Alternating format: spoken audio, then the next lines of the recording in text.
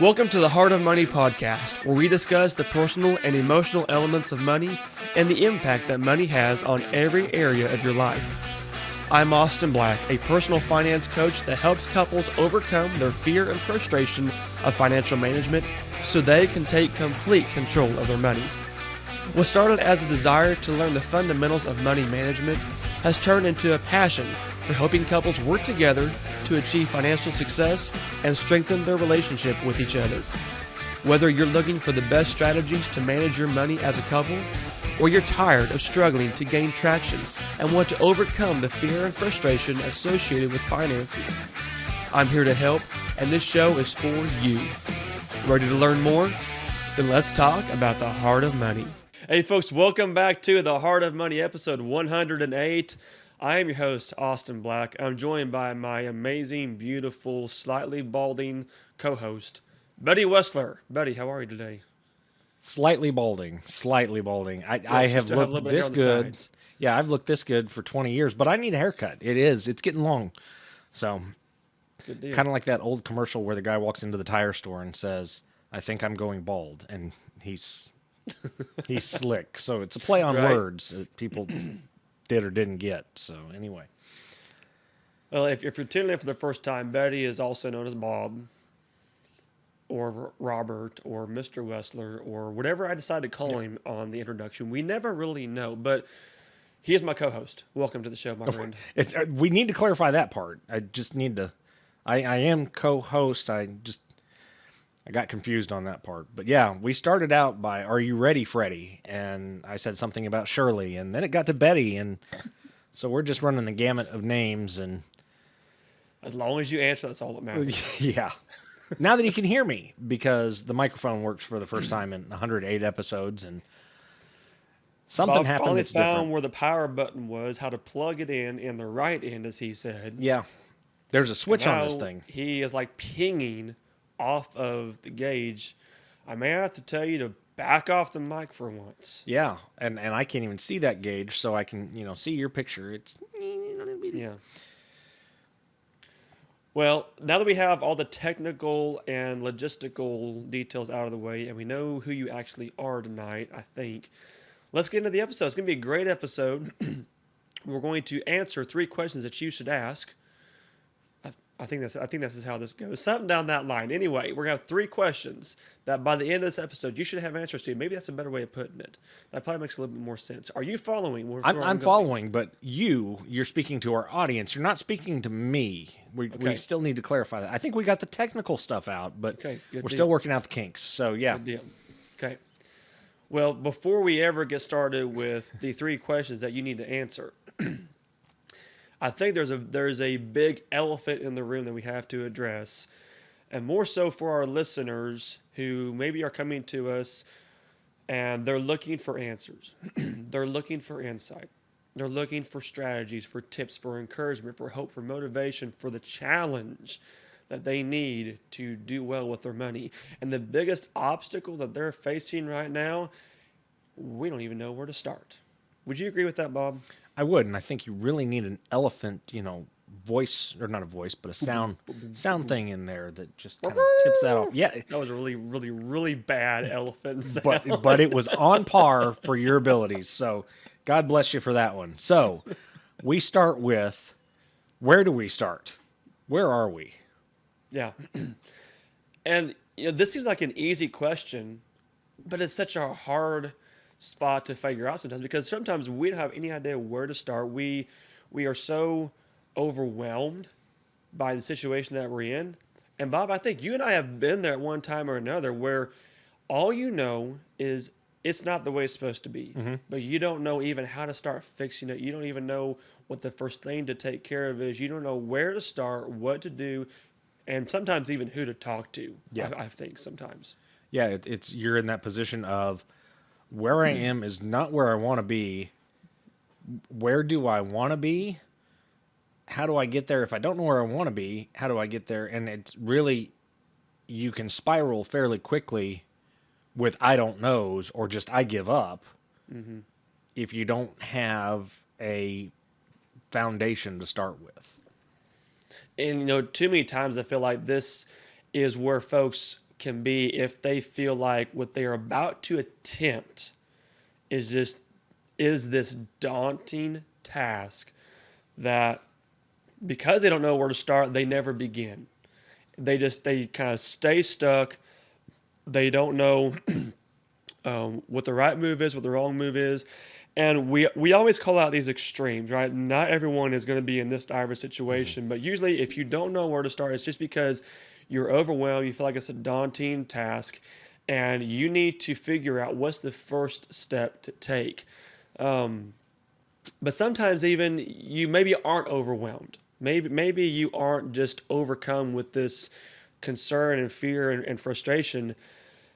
But the reality is you don't want to know how bad it is. You know it's bad, but you kind of want to tell yourself, okay, let's not pull the curtain back. Let's not look inside the closet and see where the monsters are hiding. We know that they're in there. Let them be. Let them stay. We'll figure this out, but we're not going to unleash the beast and see how bad this really is going to end up too. Yeah, and there are people that stay that way. Yeah. Forever. They know it's bad. They're not going to make it any better.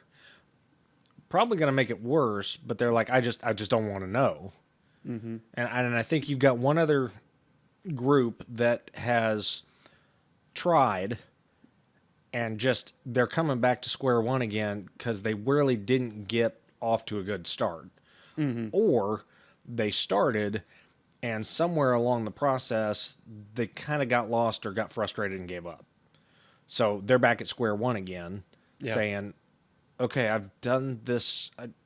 I think I know how this works, but really trying to get off to a good start, maybe with somebody new. Or what I've seen a lot of times too is they have tried to quote unquote budget one time. It didn't work. They got frustrated. They decided didn't fit for them, and they quit. And they never came back to it. And now they're wondering, how do I actually manage my money? Budget doesn't work. I don't know how to do a budget. This doesn't work for me. And the cycle continues over and over because they didn't know how to do it the first time, so they told themselves that they couldn't do it. Yeah, and probably were self-taught or saw a YouTube video or, tried it in college or after college or, figured they were supposed to try this adulting thing. And that was years ago. Who uses budget anymore? Bob and I do. That's who. Nobody. It's all antiquated, like checks. Yeah, exactly. And the paper form I had to fill out earlier today. Yes. Yeah. The other kind of piece of the puzzle, and we kind of seem to walk through these in different phases, different stages. We identify the folks who are probably in the most dire situation. Secondary is probably the biggest portion of folks that just don't want to know how bad it is. But then kind of to your point of the folks that maybe have tried it and haven't had luck, so they're not sure where to go next, what the next thing to do is. There's also this sector of people who they know bits and pieces. They know that a budget is something that other people do. They know that, saving money and paying down debt is what you're supposed to try to do. They know all these different components of money management. But they don't know how it all fits together. They don't know how to actually manage themselves and their money and make all of these strategies and tactics and things work for them and make sense and align themselves.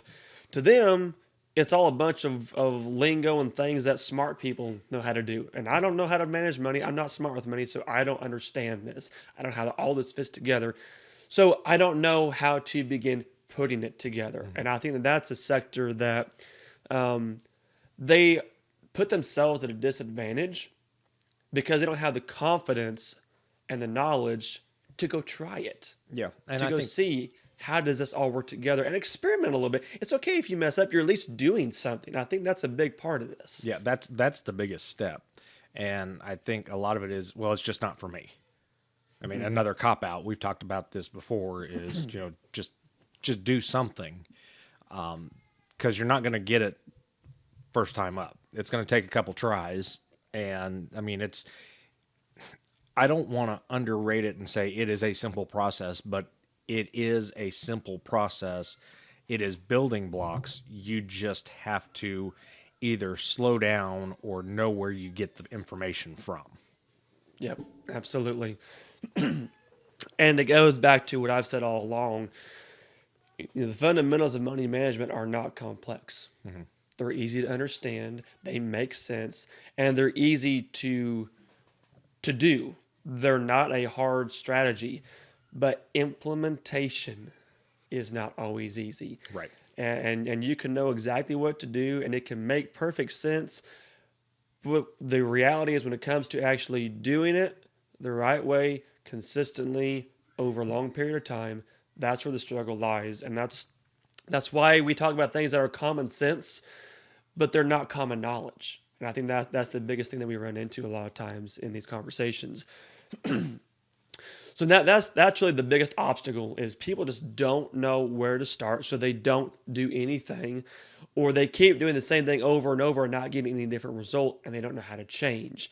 But the solution to the equation for anybody, no matter your situation, no matter your environment, your obstacles, no matter what you are up against and how bad it feels, the solution is you've just got to know the reality of your situation. You have to know what you're up against in order to figure out what to do next. Got to know where you're Kick at. it off, Bob. Yeah, got to know where you're at. You're telling me to kick it off. I'm taking your material, and I'm usually, the co-host, not the lead guy. I'm just the color commentary. As you were saying, kick it off. How much do you make? Where does it come from? That's a personal question, Bob. That is, and I'm not asking you how much you make, but our listeners need to have this in their mind. How much do I make? Some of them might say, "Oh yeah, I know exactly how much I make." Well, you threw one in there that I don't keep track of. My gross. I know how much I take home. I know what each one of my checks is. Mine is simple. It is on a bi-weekly, monthly, and a couple other basy. What kind of word is that? It's not a word. Anyway, as we continue or go back, the fundamental is you have to know how much you have coming in, how much money you're making. And Austin, But I say it's a personal question and joking, but that is a personal question. You have to know how much money you make. And Bob, how many times have you asked someone what's your household income and they can't give you the answer? no, have no idea.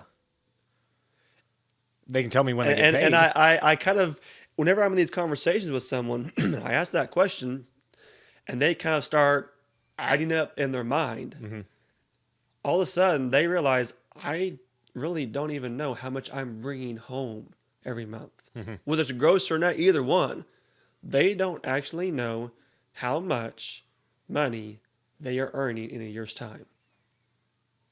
And that begins this personal realization that I thought I had an idea, or maybe they knew they didn't know, and that's been the monster in the closet. I don't even know what I'm working with here. I don't know how much money we're starting to make on this deal. Sometimes even husband and wife have separate incomes, and they don't even really know how much money each other's making. You ever had that? I don't know what you're talking about at all. No idea. I just know it comes in. I know how much that we have budgeted, but how much, we've done this long enough that, like, okay, we know how much it is, but we don't pay attention to it. Yeah. So I think as we go on, our next point, when we get to that, I think is where I have more people that fall into it than the first. Yep. So sure, absolutely. Well, the thing that I see a lot of times, we say this generally speaking, and we say it kind of in a casual, comical way of how much money do you make. But I would challenge folks out there, do you really know how much money you actually bring home on a annual basis? Maybe it's a salary, maybe it's commission, maybe it's variable income, maybe you have different income sources. What is that from a gross standpoint? What is that from a net standpoint? And by net we mean after taxes, called your take-home pay, what actually goes into your checking account after all your deductions. How much money are you bringing home to the table to put towards your expenditures that month? But it also includes any side jobs that you have. Heaven forbid you have a tax return. That's got to be included in the equation because that is money that is income. It was yours to begin with. It's coming back to you. Should never left you in the first place. But that is income that you have to account for. If you have any investment incomes that you're drawing returns on, and probably most folks who are in a financial situation where they're seeking help, they may not have the investment side of things, but you got to account for every single dollar. And this is where I think a lot of people surprise themselves when they are trying to get started and they begin calculating what their income is whenever you sit down and figure out how much money you actually make down to the dollar amount, you either realize that you aren't making enough or you realize that I didn't know I made this much. Where's it all going? Because the light begins to turn on and the darkness begins to be shown of this is what's happening behind the scenes that you didn't actually realize. But that's the fundamental foundation. How much are you starting? How much are you making? What is that income that we're starting this conversation with?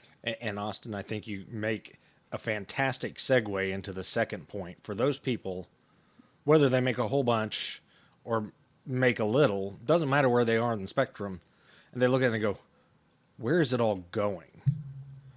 I work with all kinds of guys that it amazes me because this is something that I've done for so long. They don't track their expenses. They don't keep receipts. They don't write it all down. I had one person knew to the T exactly how much came in and when on a weekly basis, on what day of the week, on what day of the month, etc. Had it all penciled out for when the income came in, but had no idea where the money was going because there was no tracking of every dollar going out versus every dollar coming in. That's an interesting scenario. And that surprises me that someone would be so attentive to one side and have no idea on the other. I think that's a really unique scenario. I don't think I've ever seen that one. Yeah, that was one that it just was kind of like you don't track your receipts. Well, this is an easy one. Now we know where the issue is and what we need to start doing, and that still was not easy for her to do. Sure. Because she could get all the income, but she couldn't identify, and it just seemed like, and we can say this with any client, they seem to have something come up at some point that blindsides them, which is the whole point of the emergency fund, which takes a while to start accumulating. But, I've had so many people that they get to rolling and all of a sudden something hits them sideways and it's like they're back to square one again. But at least they're taking a few steps forward each time and realizing, oh, hey, something's going to come out of nowhere. It's just, when is it going to happen? Mm-hmm. Well, the thing that I see a lot of people when they first start on this journey to tracking their expenses, actually knowing how much they spend. When I get on a call with someone, I always ask, do you know what your monthly, and I call it nut is? What is the basics that you've got to have? And most people guess what that number is the first time. Oh, yeah. And they usually guess low. Yes. So this question isn't how much do you think you spend? That's not what we said. What do we say, Bob? How much do you spend? How much do you spend? How much money comes out of your checking account? How much money comes out of your wallet? How much money are you accountable for spending in a days, weeks, months, years time? Not what do you think you spend, not what you would like to spend. How much are you actually transacting? And to feed off of that, there's a lot of things that you don't even realize that you are spending money on. That you spend money on all the time. Yeah. They keep recurring. They keep happening. You keep forgetting about them. and you beat me to that because you talked about daily, weekly, monthly, annually. It's like those things add up, and we got to point in the quarterly things if there's anything quarterly. But you don't jump from daily, weekly, all the way to what you spent a year. There is an accumulation factor. And if you don't track what you did today, yesterday, for the rest of this week, it doesn't really matter, because by the end of this year, you're not going to have an idea again. You're not going to get any forward progress. And yeah, those things that people buy, we had an example last night for guys just to start tracking expenses, and they had receipts. It's like, you've got to keep every receipt that you spend money, and if you don't get a receipt, you make one. And the example had donuts, those little Dunkin' sticks, and a medium fountain drink. And it was almost stupid the number of times that this receipt showed up. And then what the guy did was he just photocopied one receipt, but he put it on here like 7 times. And that was his point, is that these guys, and we talked about it before, the energy drink or going to the gas station and getting a drink every day. His point was to drill in, you will see these receipts over and over again for this thing that you pay no attention to buying. And they add up. And he showed, if you get this every day for a week, this is how much it is for a week, and this is how much it is for the year. Or this is how much it is for the month. And realize how much that is draining. And with this group of guys, they're not making a whole lot of money. So it's got a significant impact when they go get those donuts and a fountain drink on a daily basis. Yeah.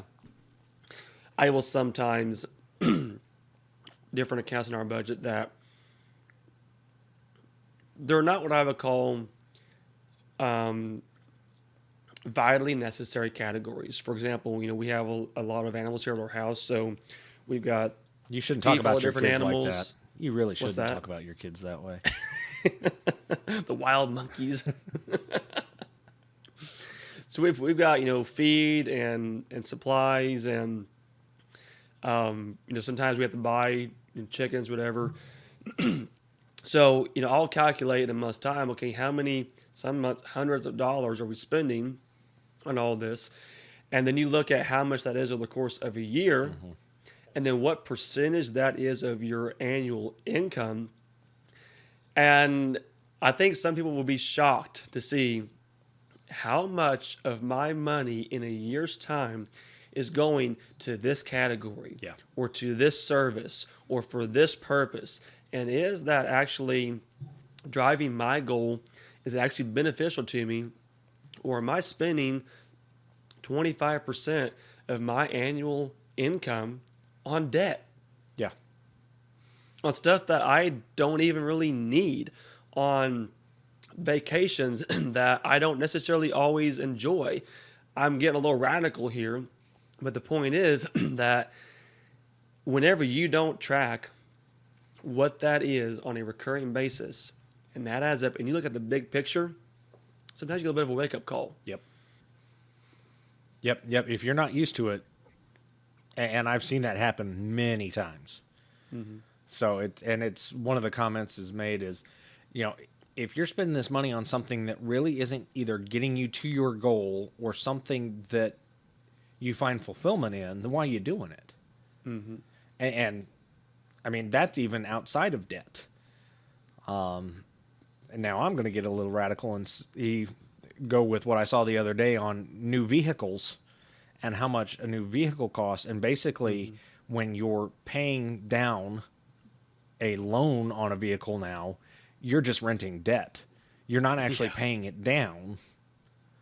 I think somebody had a $70,000 note and paid $50,000 and still owed a significant amount after X number of years. And it was an interesting way of somebody putting it, that you're not buying something, you're renting debt. That's a very good perspective. And the first thought that popped in my mind, Bob, was you just spent $50,000 on the vehicle, and now your debt is the price of a used car. Yeah. Let that sink in for a minute. And then it depends on the type of car and how much is that car now worth. X number of years down the road. You have that $20,000 principal difference. How much do you really still owe, and how underwater / upside down are you with that And vehicle? how fast will it? And yeah, to your point, how fast will that car go from being a $70,000 car to a $30,000 car that you still owe 15,000 on, and you spent double that? Yeah. Of course, right now, I can't speak for every vehicle, but it seems like some of them either are holding their value significantly or have no value. Yes, absolutely. Well, I think one of the big pieces here, and there's a lot of areas of tracking your expenses that we go into in our coaching programs, and that we really help you find those different categories and be sure that you're accounting for them. Because I can guarantee you, there are certain things that happen over the course of a year that you have forgot about, and then that month's going to come along. That expense is going to take place, and you're going to wonder where the money went because you were not prepared for that. So it is taking a big picture look at how much money do we spend, not just in a month's time, but in a year's time, and over the course of time in those different categories. But then to give ourselves the reality of the situation, like we talked about before, it's not just how much money are you spending in general. It's how much money do you need to spend to cover the basics, cover the necessities. I basically see there being 3 categories of expenses that you should include and account for and be able to track within your monthly plan of money management. And that is, what are your necessary expenses? So as I call them, the 4 walls: food, shelter, transportation, and utilities. I think it's clothing. Food, yep. Shelter, transportation, and clothing. Utilities falls underneath the shelter. So what is the necessity of the 4 walls? And then what do you need to live? So what are those essentials that don't relate to those 4, but you still have to have? What are the bills that you've got to be paying that you need to take care of? And then beyond that, what is the actual extra expenses that are not required for you to live and take care of stuff, but you have chosen to have those expenses, and they may be good things. We're not saying that you got to cut them out, but they are an extra expense that we have to identify, because you don't have to have them to live, and they don't cover your 4 walls. They may have a place within your budget, but let's identify what those pieces are, because as we get into the nitty-gritty of how much do you have to allocate to certain areas, we've got to know where those categories fall and how much money is actually considered an extra expenditure above and beyond what that monthly net really is. Yep. And beyond that, I think of, covering your 4 walls, I'm thinking wallpaper, and that's passe. 80s, 90s, whatever it is. But I don't know if it's you or it was me that kind of jumped the gun on what that third question is, but how much of what we're making is going to stuff that we've already spent. Mm-hmm. So I'll leave that as the segue for you to ask the question. You bet. Well, Bob, there's one more thing that we haven't talked about on the expense side. And what is that? Well, we said we got to account for every single dollar of income, or you account for every single dollar of expenditure. That's right. Are you? Are you? Again, are you asking me? I'm thinking we're supposed to be asking the audience here. That these are rhetorical questions. And so whenever I ask you, say yes, but yes. Are you the audience? That's what you got to ask. Is this thing on? Did I hit the switch right? 108 episodes. Did I get this right yet? Okay. I set up a softball. We blew it. Anyway, so. So audience, are you accounting for every single dollar that you spend? That's the bottom line between all this that we're talking about. Now we can go into the next.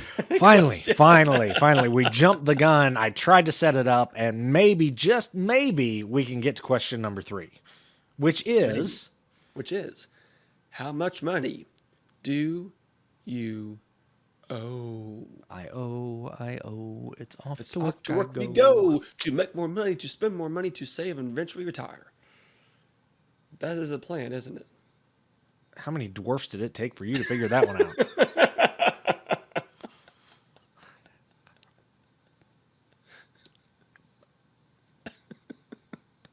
I can see you getting up and dancing to that song every morning. But anyway, No, because I am not a morning person.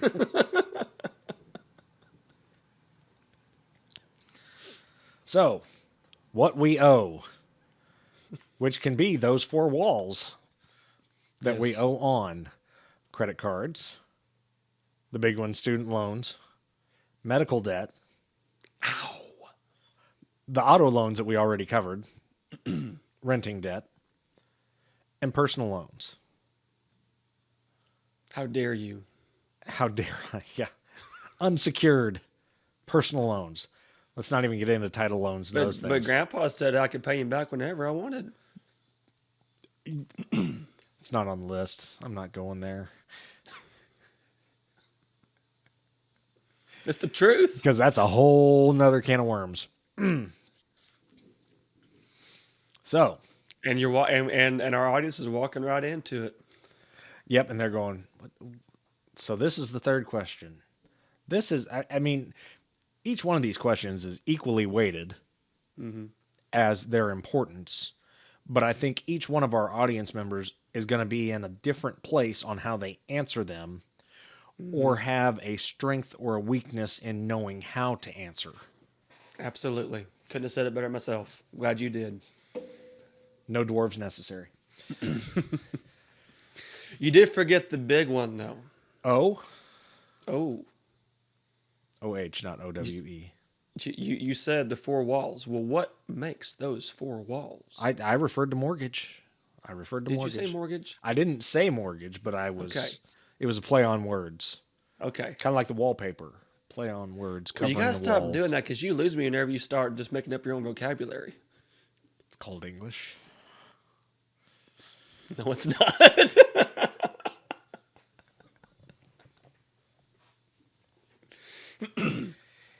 What is the number one cause for financial struggle these days, Bob? Not being on the same page as your spouse.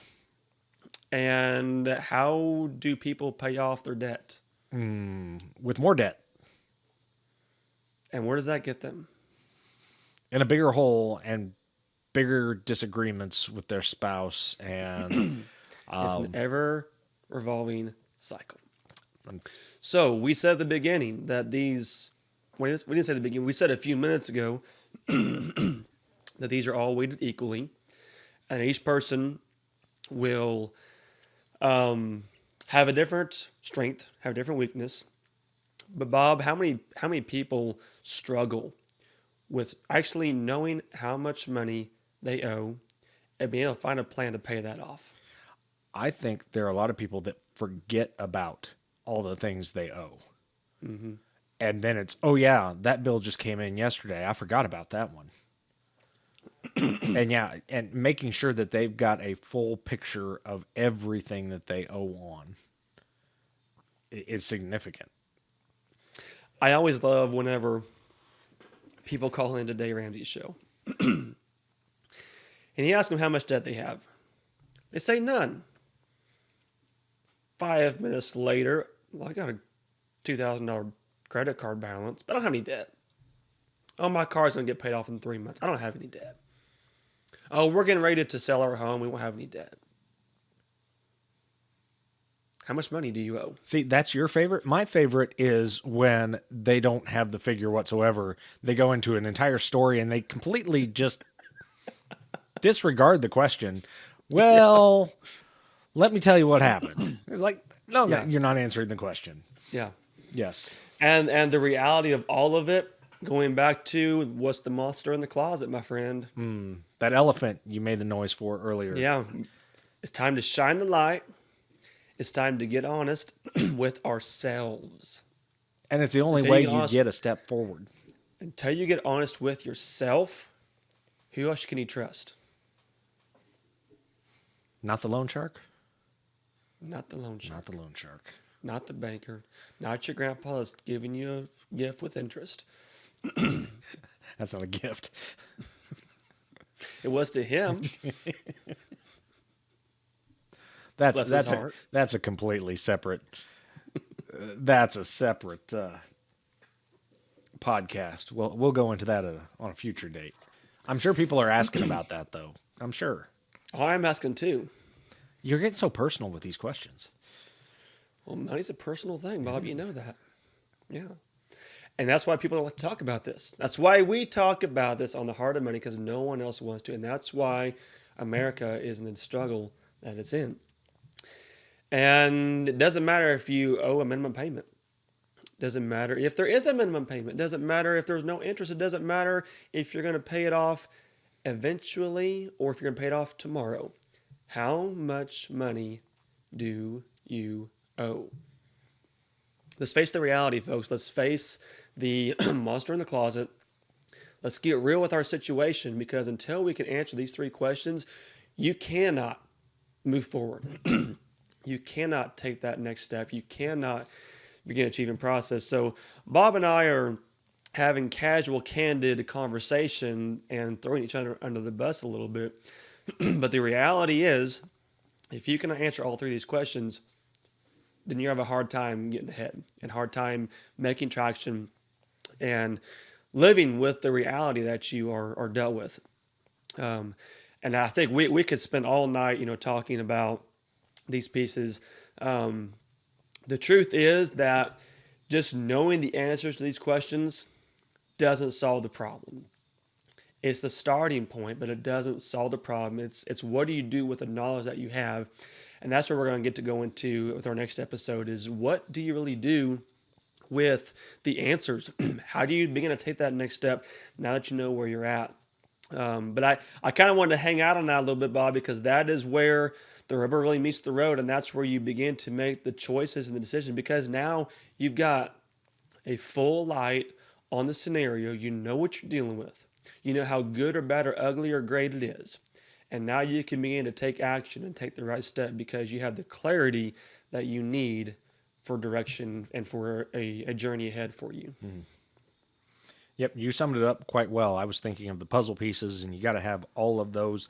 It's not just the three questions, but it's each piece that goes into those questions that you got to take them all together, and that gives you your picture. And you can't be missing pieces. And like I said a minute ago, you can't have that one piece that, oh yeah, I forgot. And on most puzzles, when you're missing a piece. Well, that's the extra piece. And you got to fit that one into the piece, into the puzzle. So, and kind of to take your puzzle analogy there, because I think this paints a really, people still probably look at these three questions and feel overwhelmed, still don't know where to start, because they maybe don't even know how to begin putting all these pieces together, even if they know what the questions are. Mm-hmm. How do I actually put this all together and make this make sense? So let's break it down this way, Bob. How do you start a puzzle? How do I start it? This is not the rhetorical for the audience. This is how I do it. Well, I'm assuming that you do it like most people do. So how do you, Bob Wessler, start a puzzle? I get all the edge pieces, which is probably not how you do it, is it? I don't do puzzles, so that's why I'm asking you. So the edge pieces. Wah, wah. The edge pieces are your income. What's the next thing that you go and find, Bob? I then try to find colors that match the edges of those end pieces that are the next piece in. Or if I get lucky and find a couple of pieces that go together by chance, I tend to put them in groups within the boundary of those edges. Okay. So we are categorizing our expenses. We are putting like things together. We are tracking where our money gets spent because of the percentage of our income. We are looking at what things are we doing on a regular basis that cost money and that we spend money on. Those are our next step of puzzle pieces for that equation. And then, Bob, how do you finish the puzzle? Well, I make sure that those pieces all start to come together, and then all those little outlier pieces, I start, trying to shove them in where they don't fit, and dull the edges and make sure my best that they kind of look right. No, that's not what I do. That's kind of what my kids do. But I would believe it, though. That's right. It's amazing how bad those puzzle piece edges go. Is that not what we're supposed to do with because we've done so well on the analogy so far, and we didn't talk about this whatsoever. So I was just seeing how close I could, or how much I could I'm mess just, I'm with just your trusting your analogy. guys because I don't do puzzles. Okay. So if you say that's the way you do it, then I believe you. 6 to 12 pieces is about as far as you get, huh? No. I don't even start. Don't even start. So like I said, I take the pieces that have now become larger pieces and fit them together. And then I've got those little outliers that don't fit where I think they should. But I got to figure out what those sides look like within the rest of the puzzle and try to fit them in. And whenever there isn't enough space for the puzzle piece, how hard is it to make that fit in? You push it as hard as you possibly can. Don't do that with your debt. Or you get the scissors. Or you just throw the cut whole it up. puzzle on the floor. And which is a good analogy for some of our listeners because they've been through this process and they go, forget it. Just forget it. Yeah. I give up. And that's exactly what happens when you get to the point of how much debt do you owe and you don't know where it fits in the puzzle. But the good thing is, I've got the piece. Get in my video. I've got the piece. It's a little piece. You can't see it, but I've got it. Now I got to figure out where that fits. Where does it go to complete my financial puzzle? Once I find that spot, I can put it in. I can make it look great because now the picture is complete. We're going to tell you how to do that in our next episode. We'll see you later on The Heart of Money.